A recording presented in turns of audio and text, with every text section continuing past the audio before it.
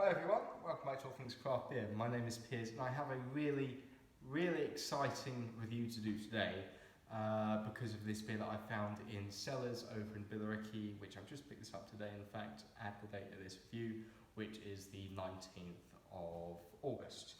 This beer, so a lot of the times with beer during or just after the brewing process where they let that age for a while, for example with barley wines or some beers, they may put the beer into say a whiskey cask or malt cask, wine, something like that in the casks or barrels, so that the flavour from the barrels when they previously had wine or whiskey in sort of seeps into the beer, and then that gives it its extra flavour and depth. However, instead of having that kind of thing going on with this beer is brewed with Pinot Noir grapes. It's not aged or brewed and then left in Pinot Noir casks. The grapes are put into the brewing process, which is particularly interesting for this beer. So, for the title of this beer, this is from Area to Experimental Brewing. So, partly why this is such an exciting beer is because this is an experimental brewery, and this is their Brewed Noir ale brewed with Pinot Noir grapes and Brewed.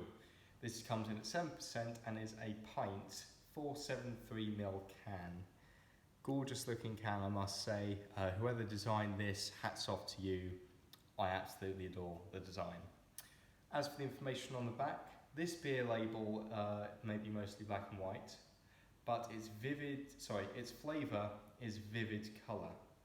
Brewed Noir is fermented with Pinot Noir grapes. This is in a fermentation process fairly at the start of the brewing process, which is good, and has Brewed B yeast, and is then aged 9 months in red wine barrels. So, as expected, it has Pinot Noir grapes in the brewing process, and on top of that, as I had expected before reading this, it has been aged in red wine barrels for 9 months, which is sourced from a venerated Napa Valley vinter. The result apparently is a blockbuster, which is a complex thriller with funky fruit and matured grape notes. There we have it. So, here's the can again. What I'll do is for this review, this is going to be part 1. Part 2 I'll have when this beer is slightly warmer, and that should be a refresh of this review and then a little bit more once this beer has warmed up. So I have this glass with me today. This is actually from Tripel Carmelit, a beer company, and that's their lovely rounded bottom glass.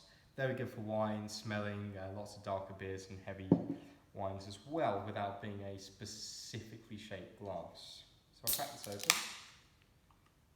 Is there anything to do with the sell-by date? No, not on this. Wow, I can already smell the wine there.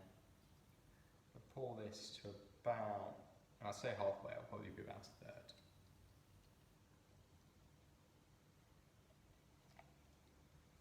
Date on the bottom is, bear with me now, 31st of the 8th, 21. So this is in date by this month. This month it's in date until. So as much as wine may allow the beer to maybe mature a little bit longer than that, I've got this just in time. So here you are. Fairly clear, definitely looks like an ale, and the redness of course is from the grapes and being in those wine barrels for 9 months and probably filtered afterwards.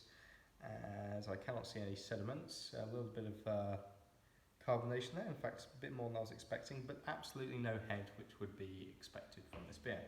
I don't really know what category to put this in other than an ale or an experimental ale, so we'll see how this goes. In terms of head, it behaves very much like a cider.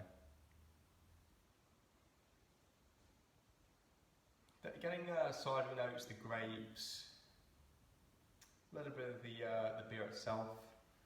Going for a little smell now. Very light smell, very gentle, nothing too much going on there. Kind of like a white wine, but it's red.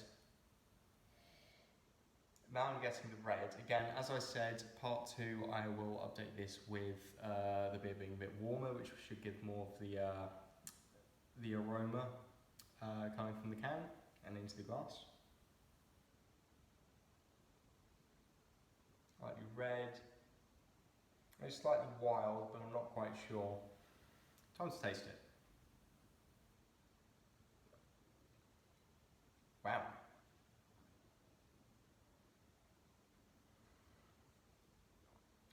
This is, I dare say, a near perfect infusion of experimenting with red wine and a beer. Because it's 7%, some beers at 7% can taste highly alcoholic, even though that's not exactly the most alcoholic beer that you can get. They can taste quite sickly, or some of the hops used in the beer and the brewing process can make it quite bitter. It can be unpleasant, but this is like, surface level you might think, oh, it's kind of like cider or fruity cider. No, this is an ale, so it shouldn't have too much carbonation to it. And then it's been brewed with the grapes. That gives it very nice. That's probably what gives it the more cidery, fruity cidery flavour to it on the front. And then on the back you get a bit more of the aged flavour from being in the barrels for 9 months. And of course it will have had to be recarbonated. That's a very, very lovely beer. I love this. More expensive, but I absolutely love it. I dare say, as experimental beer, I'd be almost tempted to give this a 10 out of 10. I'm going to give it 9.5, I'd say. I do need to try more beers from this brewery, and I also need to try more wine-based beers. Not barley wine, not barrel-aged barley wine and stuff to do with that. Specifically beers that are related to wine itself. Barley wine's a completely different area of drinking. So for that, I'm going to give the Brewed Noir, for this first pass review, a 9.5 out of 10. Thank you for listening.